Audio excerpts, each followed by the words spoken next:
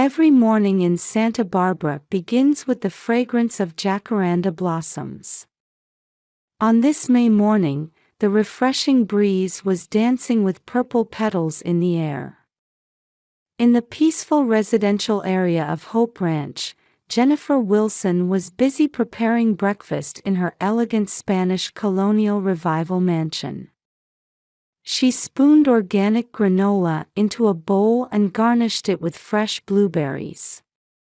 Her 8-year-old daughter Lily sat at the kitchen island, reviewing her homework just like any other morning.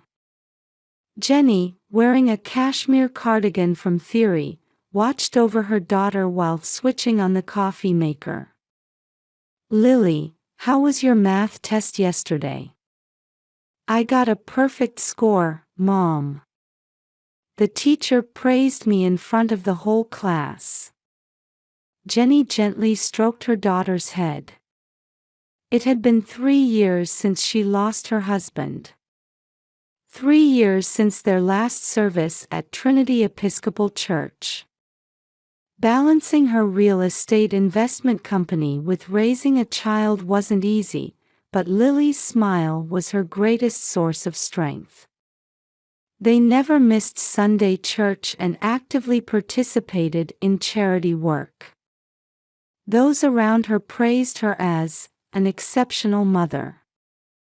After completing her morning routine and seeing Lily off, Jenny arranged the monthly wire transfer to her parents.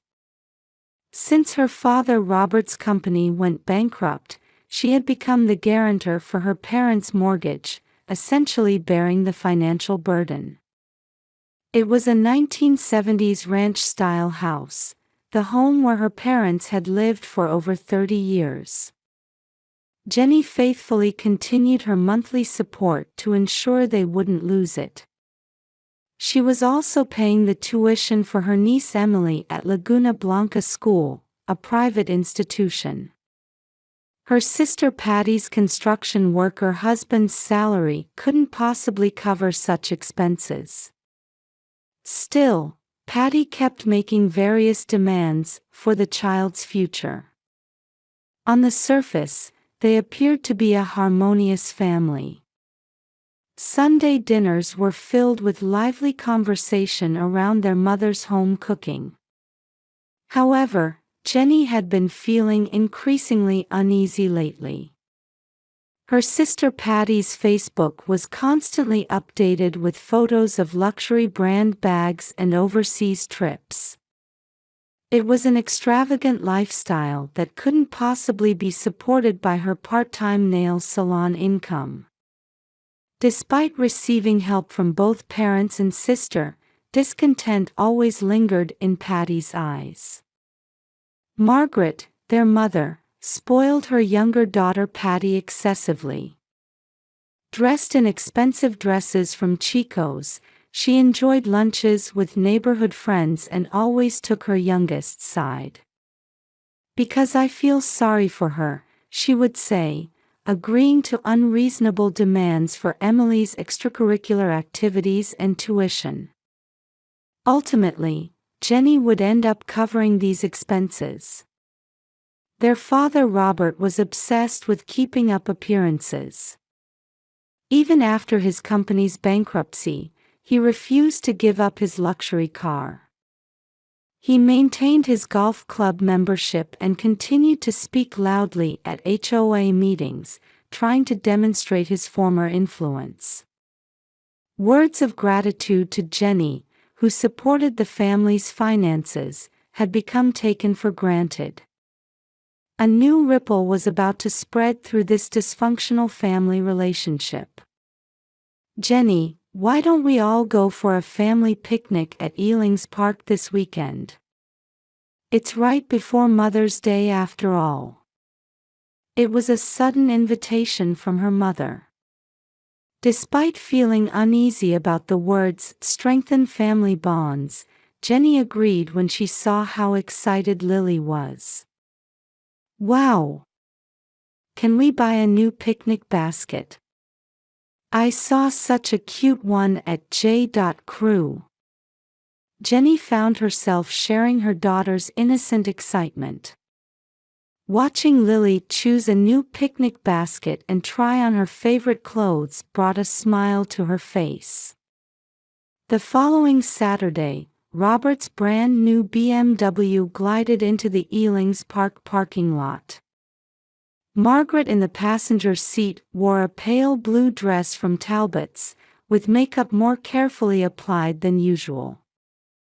In the back seat, Emily was absorbed in her new iPad. "Lily, hurry up and get in." There was a hint of urgency in Margaret's voice. Lily carefully climbed into the back seat, clutching her new hat.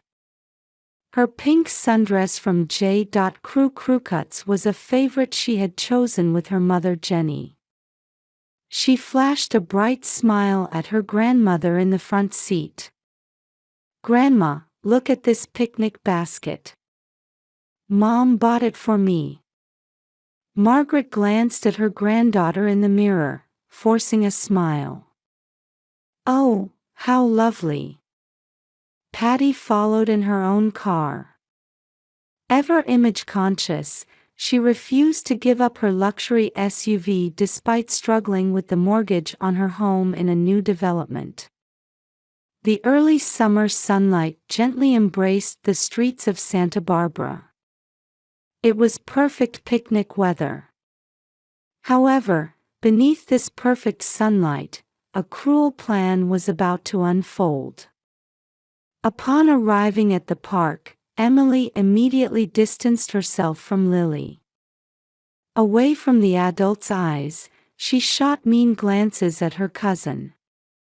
It was nothing new. Lily had learned to endure it silently.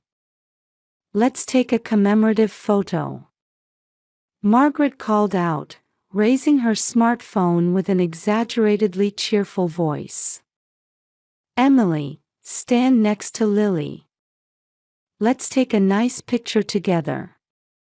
Emily briefly showed her displeasure before switching to an agreeable smile. In front of the camera, she could play the perfect young lady. However, her arm was digging painfully into Lily's waist. Fighting back the pain, Lily managed to smile too. Homemade sandwiches were laid out, and fruit salad in mason jars was distributed. The adults engaged in trivial conversation, but there was a strange tension in the air. Particularly between Patty and Margaret, their exchanged glances seemed to hide some dark scheme. Around 2 p.m., Lily went to the restroom alone. "Be careful," Margaret's voice followed her. There was something unnatural about its tone. When Lily returned from the restroom, she found an empty lawn where their picnic had been. Everything was gone, their belongings, the new picnic basket, everything. It was as if the pleasant picnic from moments ago had been just an illusion. "Grandma? Grandpa?" No response. "Emily?" Only silence enveloped her. Though panicked, Lily desperately searched the area. She borrowed a phone from a stranger family and dialed her mother's number with trembling fingers. Her heart pounded violently as the phone rang. "Mom, help. They left me behind and took my cousin away." Her voice cracked. The tears wouldn't stop. "What? Where are you right now?" Jenny's voice was filled with intense distress. After hanging up with her daughter, Jenny immediately called her parents. "Mom, where's Lily?" After a moment of silence following her stern tone. "Oh, I'm sorry. We forgot about her." Margaret's voice was unnaturally bright. In the background, Patty's laughter could be heard. "She must be so surprised." In that moment, something froze in Jenny's heart. This wasn't mere carelessness. It was a calculated, cruel act. Lily sat on a park bench, hugging her knees and trembling. The early summer sun still shone brightly, but her world had been plunged into darkness. The kind family who had lent her their phone watched worriedly from a distance. "It's okay. Your mom will be here soon." A stranger woman spoke kindly to her. Lily gave a small nod in response. When Jenny's crimson Porsche Cayenne pulled into the Ealing's Park parking lot, the sun was still high in the sky. Her hands were still shaking on the steering wheel. "Lily." The moment she saw her mother, Lily ran to her.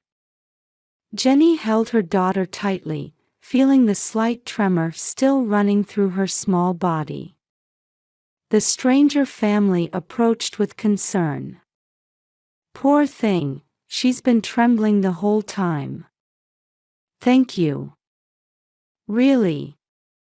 Jenny's voice caught in her throat. At the park management office, they reviewed the security camera footage. The images were cruelly clear, her parents and Patty's family hastily packing up their things, getting into their cars while laughing. It had all been planned. "This is clearly child abuse," the park ranger stated with a stern expression. "Should we contact the police?" Jenny thought for a moment, then shook her head. "No, I'll handle this as a family matter." Back home, Lily took out her iPad. "Mom, look." It had recorded the conversation just before she was abandoned. "Let's quickly pack up while she's in the restroom." "Yes, let's all leave together. We're leaving her behind." "How fun." It was Patty's voice. A week later, relatives gathered at Jenny's mansion in Hope Ranch. It was 3 p.m. on a Sunday, normally when she would be participating in church charity events. A heavy atmosphere hung in the reception room. Robert, Margaret, Patty's family, aunt and uncle, cousins. All eyes were fixed on the iPad placed in the center of the table. "Please watch the following footage and audio." Jenny's voice maintained its composure. The security camera footage played, followed by the audio Lily had recorded, and then footage of her daughter's distressed state after the incident. The evidence was perfect. "I don't want to hear any excuses." Jenny's voice echoed quietly. She fixed her gaze on her parents and Patty. "I can't believe you're making such a big deal." Margaret began. "It was just a prank. Children often." "A prank?" Jenny's voice grew colder. "Abandoning an 8-year-old child in an unfamiliar place. This is what you call a prank?" "Jenny, calm down." Robert raised his voice. "We're family, if we just talk."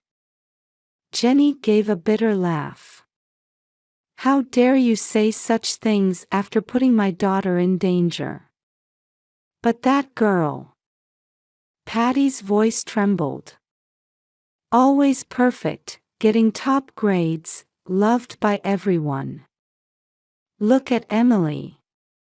At the same school, always being compared. So you abandoned an 8-year-old child." "Now, everyone calm down." Margaret smiled diplomatically.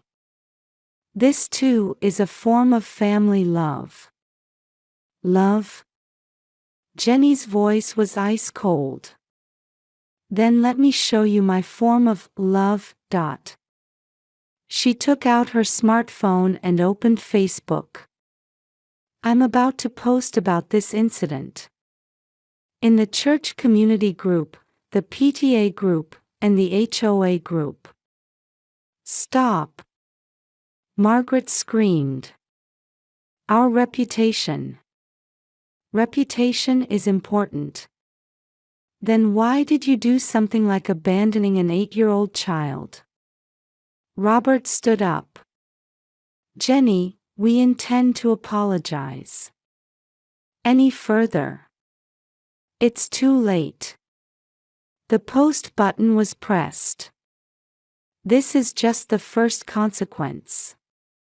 The aunt and uncle sighed deeply. The cousins turned away.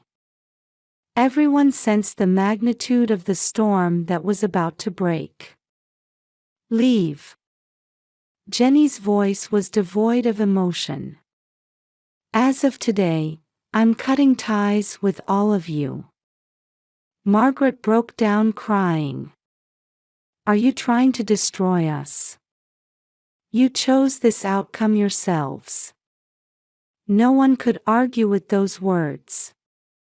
After her parents and Patty's family left, the remaining relatives gathered around Jenny.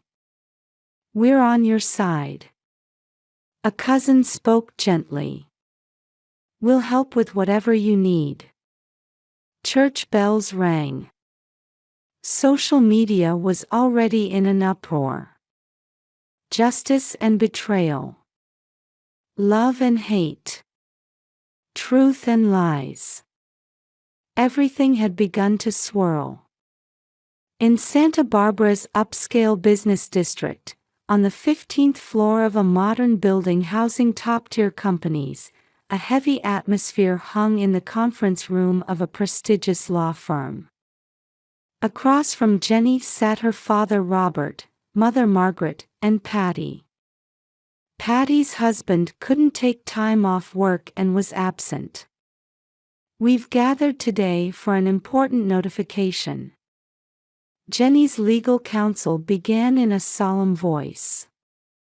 First, regarding the withdrawal of Mr. Robert Wilson's mortgage guarantee. Documents were distributed. As of today, Ms. Jenny Wilson will terminate her role as guarantor. Wait. Margaret's voice cracked. Then we. Next, regarding Emily Wilson's tuition support at Laguna Blanca School. The lawyer continued, ignoring Margaret's voice. All support will cease after this semester. How could you be so cruel? Patty shouted. Are you trying to ruin Emily's future? Jenny silently took out the final document. Additionally, all monthly living support will end as of today. Silence fell over the conference room. Robert's voice trembled. Why do you need to go this far? A cold light entered Jenny's eyes. Why did you need to go that far? Outside the window, jacaranda flowers swayed in the wind. The purple blossoms fell silently, as if watching over the family's collapse. Would you tell me the truth? Jenny's voice was quiet but filled with determination. Why such a cruel act? Patty suddenly broke down crying. I suggested it. The truth she revealed was uglier than imagined. Patty had always envied her sister's success. Jenny, successful in real estate investment, living in a luxury home, acting as the perfect mother. Meanwhile, she had a part-time job, a low-income husband, and a mortgage in a new development. The gap seemed to grow wider day by day. What she couldn't stand most was Lily's existence. That girl, always getting perfect scores. Patty's voice twisted. 10 or 20 points higher than Emily, teachers always praising her. Their parents' complicity came from foolish reasons. Margaret's excessive love for her youngest daughter Patty led her to accept these twisted demands. Robert, having lost his autonomy through economic dependence, simply went along with it. "Is this how you repay me?" No one could answer Jenny's question. Right after leaving the conference room, Patty's smartphone rang. It was an email from Laguna Blanca School. A notice of expulsion due to unpaid tuition. Simultaneously, she received a payment delay warning from her credit card company.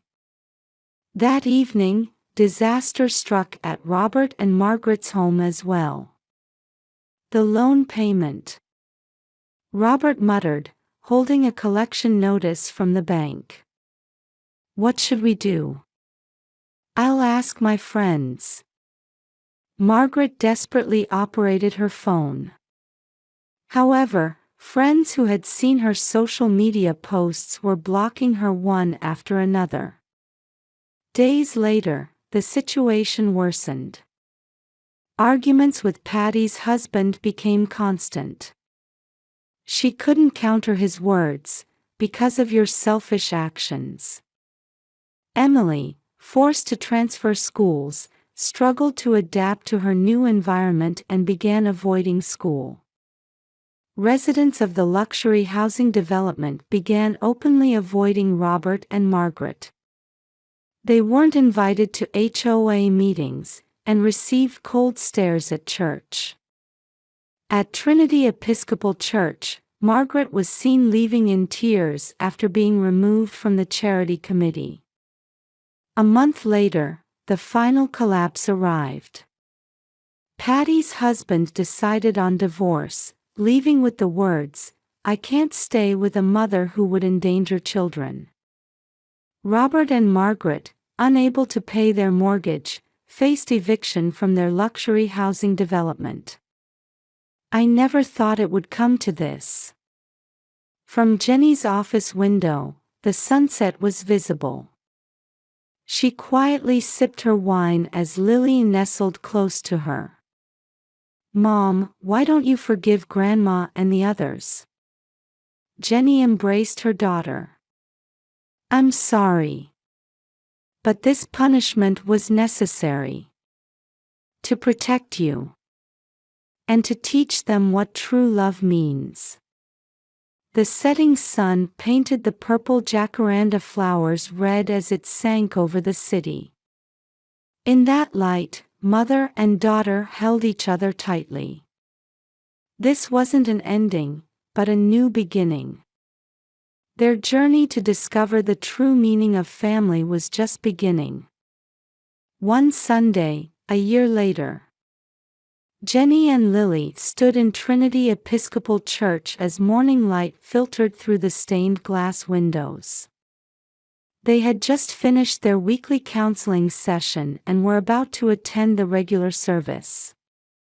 "Dr. Thompson, thank you for another wonderful session today." Jenny smiled at the psychologist. "I'm so grateful to see Lily's smile returning." Indeed, Lily's expression had become brighter than before. She had overcome her trauma, made new friends, and her grades had improved even further. The bond between mother and daughter had grown stronger through their ordeal. "Mom, look." Lily pointed to new jacaranda buds sprouting. "The purple flowers will bloom again." "Yes." Jenny gently stroked her daughter's head. "We're entering a new season too." Meanwhile, the perpetrators met miserable ends. Robert and Margaret were forced to give up their mansion in Hope Ranch, saying goodbye to the home of 35 years. When they left the luxury housing development, Not one of their former friends came to bid them farewell. Now they live modestly in a city apartment. Their savings depleted, the weight of retirement uncertainty bears down on them daily. Social media pretenses, luxury club memberships, all are things of the past. The complete exclusion from their community was particularly painful. We can no longer have people like you on the charity committee. The cold words at church. We must ask you to refrain from attending HOA meetings. The cruel notification from old friends. Patty's situation was even more dire. Her divorce was finalized, and her ex-husband remarried. With restricted parental rights, she could only see Emily once a month. Life in public housing was a stark change. Her part-time salary barely covered expenses, and she could no longer rely on her parents. Emily continued to skip school, attending counseling sessions regularly. Gone were the days of luxury brands, replaced by second-hand clothes. Her social media accounts were deleted. At the family council, her uncle delivered a harsh verdict. You are no longer welcome at any family events. No Christmas, no Thanksgiving, no birthdays. You are no longer family. True to these words, they were completely cut off from the family. Their faces were even removed from family photographs. However, through this ordeal, Jenny and Lily had made new discoveries. Real family isn't just about blood ties, is it? They found joy in being warmly welcomed and supported by their new church community. Using money to control others isn't love, after all. Jenny reflected on the past when she had used financial support as a weapon to maintain twisted power relationships. One day, Lily's teacher remarked, "Your mother is a very courageous person. She risked everything to protect her child." Jenny nodded deeply at these words. Sometimes, cutting family ties is necessary to protect those you love, she explained to her daughter. But in return, the bonds with those who truly matter grow stronger. At dusk, from the heights of Hope Ranch, they looked down at the Santa Barbara cityscape. The purple jacaranda flowers gleamed in the sunset. "Hey, Mom." Lily looked up at the sky. "We'll always be together, right?" "Yes, of course." Jenny smiled. "Protecting you is my greatest happiness." The church bells rang on the breeze. Their clear, strong sound spread across the entire city, as if announcing the beginning of a new chapter.